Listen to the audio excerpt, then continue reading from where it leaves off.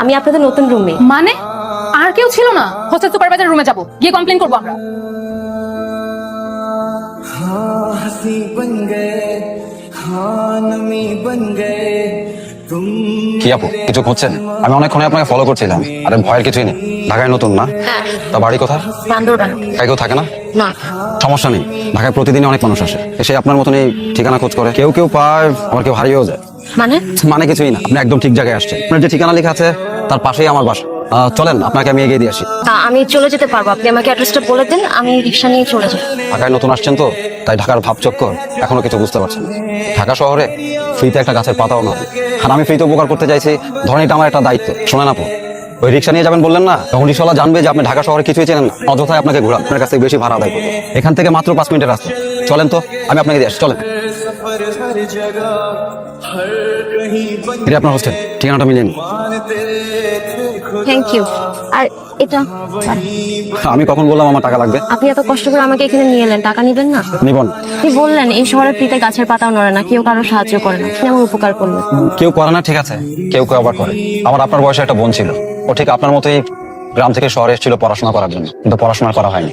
ঢাকায় এসে কিছু বখাটাদের খপ্পরে পড়ে যায়। ওরা ওকে ঠিকানা খুঁজে বের করে দিবে বলে কিডন্যাপ করে, আর আমাদের কাছ থেকে অনেক টাকা মুক্তিপণ দাবি করে। অত টাকা দেওয়ার মতো আমার পরিবারের সামর্থ্য ছিল না। আমরা পুলিশকে জানিয়েছিলাম, কিন্তু পুলিশ ওকে উদ্ধার করার আগেই ওরা ওকে মেরে ফেলে। বোনটার সাথে আমার সেই দিনই শেষ কথা।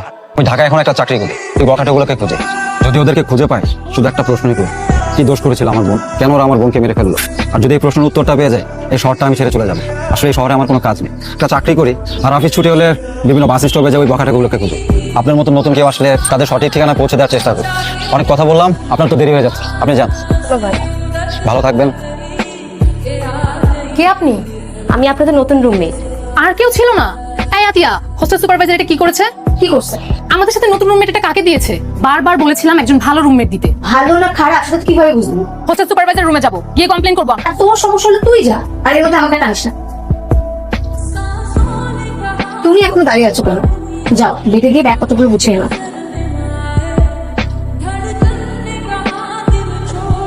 আমাকে বলে কিনা আমার সমস্যা থাকলে আমি যেন বের হয়ে যাই। নতুন একটা মেয়ের জন্য সে আমাকে অপমান করলো।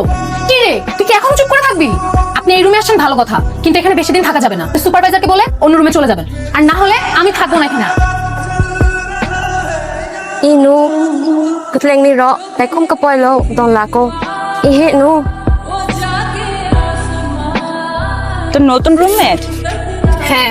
চাইনিজ না জাপানিজ? আর তখন কোন দেশের ভাষায় কথা বলতেছে? হাই মেয়ে, বড়াপু কি বলছে শুনছো না? জি শুনছি।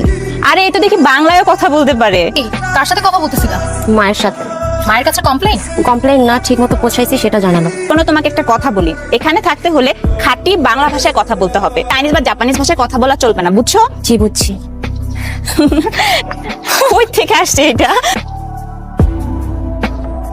তোমাকে না বলেছিলাম সুপারভাইজার সাথে কথা বলতে, বলেছিলা? আপু, তাহলে যাওনি কেন এখন রুম থেকে? তো কোনো সিট খালি নাই, সুপার বলছে এই রুমেই থাকতে। আমি যে তোমাকে রুম থেকে যেতে বললাম সেটা? তো কোনো রুমে সিট খালি থাকলে আমি নিজেই চলে যেতাম। সেটা আমার দেখার বিষয় না। তোমার সাথে আমি রুম শেয়ার করতে পারবো না, তুমি এই রুম থেকে বেরো। আপু আর কয়েকটা দিন থাকি। কয়েক মিনিটও না। কি হলো, যাও।